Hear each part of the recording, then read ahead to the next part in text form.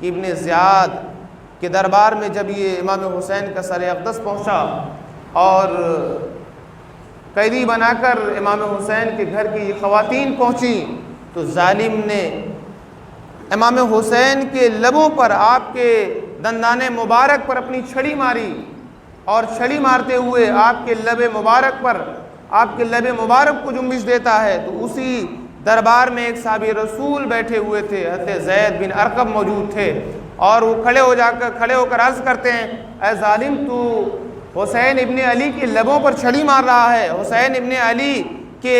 دندان مبارک پر تو اپنی ناپاک چھڑی مارتا ہے۔ میں نے اپنی آنکھوں سے دیکھا ہے پیغمبر اعظم صلی اللہ علیہ وسلم ان لبوں کو بوسہ دیتے تھے، ان لبوں کو چوما کرتے تھے، انہیں اپنے لبوں سے لگایا کرتے تھے۔ اے ظالم، تو ناپاک شخص ہے، پلید ہے، تو نے حسین ابن علی کا اور امام حسین کے گھر والوں کا قتل کیا ہے، تو ظالم ہے، تو جابر ہے۔ یہ کہہ کر حضرت زید بن ارقم محفل سے باہر آ جاتے ہیں۔ حضرت گرامی، پھر یہی نہیں، ابن زیاد نے امام حسین کے سر کو اور قیدیوں کو اپنے دربار میں رکھا، اپنے یہاں کئی روز تک قیام کر کے رکھا، اور ایک دن ظالم نے مسجد میں جمع کرایا لوگوں کو، ممبر رسول پر کھڑا ہو گیا، اور کھڑے ہونے کے بعد چونکہ سب کو معلوم نہیں تھا یہ حسین ابن علی کا گھرانہ ہے، یہ نبی صلی اللہ علیہ وسلم کے گھر والے ہیں، بتایا یہ جا رہا تھا کہ باغیوں کی جماعت آ رہی ہے، مخالفین حکومت کی جماعت آ رہی ہے، جنہوں نے حکومت وقت کی بغاوت کی ہے ان کو قتل کیا گیا ہے۔ ممبر رسول پر کھڑا ہوا، یعنی مسجد میں ممبر پر کھڑے ہو کر ابن زیاد نے کہا کہ باغیوں کی جماعت کا قتل ہو گیا ہے اور باغیوں کو شہید کر دیا گیا ہے، اللہ نے ہمیں فتح اور اعجاز عطا فرمایا ہے۔ اسی جماعت میں ایک اہل بیت کے محب تھے، عبداللہ بن عفیف، جو اہل بیت سے محبت کرنے والے تھے اور ہمہ وقت ذکر و فکر، عبادت و ریاضت کیا کرتے تھے۔ آپ کھڑے ہو جاتے ہیں اور کہتے ہیں، ظالم، تو حسین ابن علی کو کذاب کہتا ہے، حسین ابن علی کو تو باغی کہتا ہے، تو اپنے ہوش کا ناخون لے، تو کذاب ہے، تیرا باپ کذاب ہے، تجھے حاکم بنانے والا کذاب ہے۔ حسین ابن علی کا گھرانہ، حسین ابن علی سچے ہیں، حسین سچے ہیں، حسین کے باپ علی سچے ہیں، حسین کے نانا سچے ہیں، اور حسین نے جس دین کے لیے قربانی دی ہے وہ دین سچا ہے۔ تو غلام ہے، تیرا باپ غلام ہے، اور تیرا حاکم کذاب ہے جس نے تجھے مسلط کیا ہے۔ حضرت گرامی، آپ کے ساتھ اس نابینا محب اہل بیت شخص کے ساتھ ظالم نے یہ برتاؤ کیا کہ آرڈر کر دیتا ہے سے محبت کرنے والے کو برسر بازار قتل کر کے شارع راہ پہ، عام گزرگاہ پر، باسر بازار روڈ پر اس کی لاش کو قتل کر کے لٹکا دیا جاتا ہے تاکہ دوسرا کوئی محب اہل بیت بن کر ابھر نہ سکے، امام حسین کے ساتھیوں کا حمایتی کوئی نہ کھڑا ہو سکے۔ اس طرح کا ظلم اور اس طرح کا جبر جو ہے وہ شاید امام حسین کے بعد ابن زیاد نے کیا۔ پھر کئی روز کے بعد پھر جو ہے ابن زیاد نے امام حسین کے سر پاک کو اور قیدیوں کو، خواتین اہل بیت رسول کو دمشق روانہ کیا، یزید کے دربار میں روانہ کیا، اور یزید کے دربار میں جب روانہ کیا تو واقعات بڑے سارے پیش آئے، بہت سارے واقعات، یعنی شہادت امام حسین کے بعد سر حسین سے ایسے فیض نکلے ہیں کہ جو یقیناً سننے کے بعد، پڑھنے کے بعد ایمان تازہ ہو جاتا ہے کہ سر حسین کو جس طرح ظالموں نے شہید کیا تھا، لیکن سر حسین جس طرف سے جا رہا تھا پھوٹ رہی تھی۔ امام حسین کے سر اقدس کو ابن زیاد نے دمشق کی طرف روانہ کیا۔ ابن زیاد نے جب دمشق روانہ کیا، یزید کو خبر ملی کہ اب حسین ابن علی کا سر، پورے دمشق کو جو ہے سجا دیا، گلی اور کوچے سجا دیے، اور جگہ جگہ پر گانے اور بجانے کی محفلیں لگا دی، گاجے اور باجے بجانے لگے،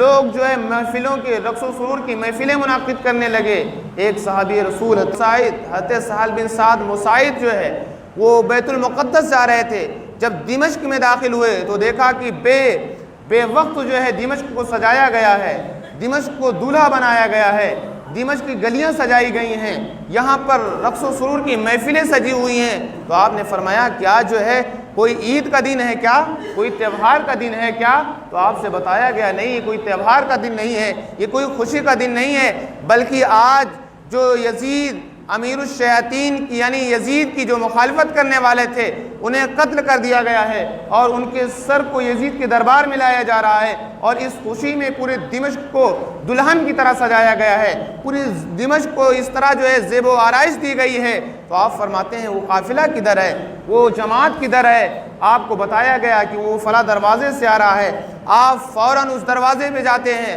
اور جانے کے بعد آپ نے جب دیکھا اور پوچھا یہ سر کس کا ہے، ایک شامی افسر نے بتایا یہ حسین ابن علی کا سر ہے، تو آپ آبدیدہ ہو گئے، آپ کی آنکھیں نم ہو گئیں، رونے لگے اور فرماتے ہیں ظالموں تم نے ظلم کیا، حسین ابن علی کو شہید کر دیا۔ حسین ابن علی باغی نہیں تھے، یہ حق پر تھے، یہ نبی کے رسول، نبی کے نواسے ہیں، انہوں نے سچائی کے لیے، دین کے لیے اور دین کی بقا کے لیے قربانی دی ہے۔ ظالموں تم نے ظلم کیا، اور یہ کہہ کر پھوٹ کر رونے لگے۔ اہل بیت مصطفیٰ کے قریب گئے، نبی صلی اللہ علیہ وسلم کا جو گھرانہ تھا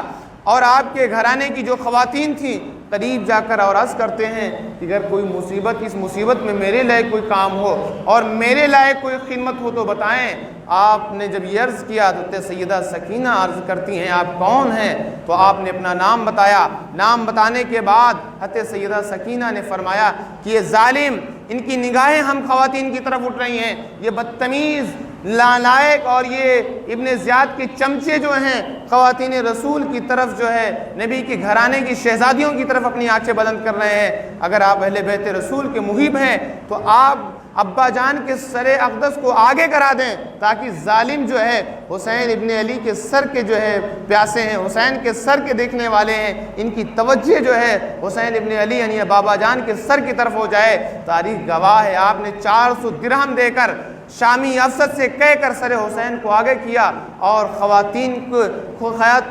کو پیچھے کرایا، تاکہ ظالم کی نگاہیں جو ہیں سر حسین پر ٹکی رہیں اور خواتین اسلام کی طرف نہ بڑھیں۔ حضرات گرامی، اور ایسے واقعات پیش آئے اور ایسے مظالم ڈھائے گئے سر حسین کی طرف، اور منبر رسول پر بیٹھ کر حسین ابن علی کو کیا کہا گیا، دمشق میں گالیاں دی گئیں، یہ دربار یزید میں گالیاں دی گئیں۔ یہ سب کچھ کرنے کے بعد یزید نے پھر حضرت زین العابدین کو بلایا، اور اس طرح وہ اتنا بدبخت قسم کا آدمی تھا اور اتنا لعنتی اور اتنا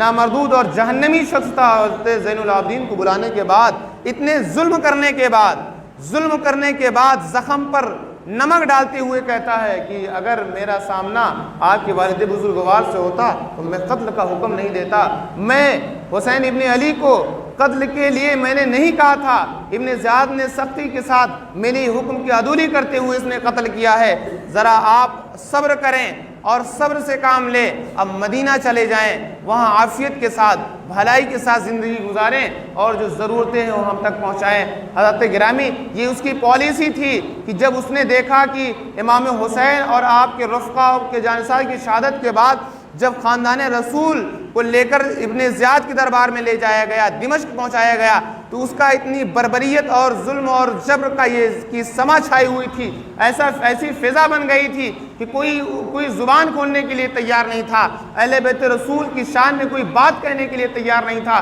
لیکن جب اہل بیت رسول کی حقیقت لوگوں کے سامنے ظہور پہ آئی ہے، اگر کوئی اہل بیت سامنے آ گیا ہے، نبی کا صحابی اگر سامنے آ گیا ہے، کوئی خوش